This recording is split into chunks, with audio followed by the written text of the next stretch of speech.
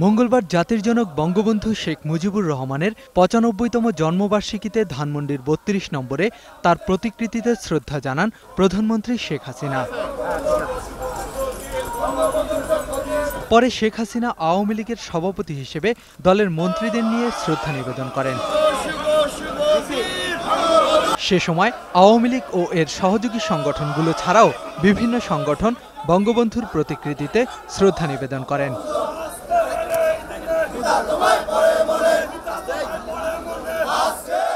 শ্রদ্ধা নিবেদন শেষে দলের যুগ্ম সাধারণ সম্পাদক মাহবুবুল আলম হানিফ বলেন, দলের নেতারা বেগম জিয়ার নির্দেশ মানেন না বলেই তার আন্দোলন সফল হচ্ছে না, হবেও না। বেগম খালেদা জিয়ার যে তথাকথিত হরতাল বা অবরোধের নামে যে সন্ত্রাস করছিল ইতিমধ্যে জনগণ প্রত্যাখ্যান করেছে এবং জনগণের প্রত্যাখ্যানের কারণেই জনজীবন স্বাভাবিক আছে। বেগম খালেদা জিয়া একটা সন্ত্রাসী দলের নেত্রী হিসেবে চিহ্নিত হয়েছে। কোনো সন্ত্রাসী দলের নেত্রীর কথা কি বললো না বললো সেটা নিয়ে জাতি ভরে ভাবছে না। পরে প্রতিকৃতির এলাকা সবার জন্য উন্মুক্ত করে দিলে শ্রদ্ধা নিবেদনের ঢল নামে সাধারণ মানুষের। মাইনুল ইসলাম, একুশে টেলিভিশন, ঢাকা।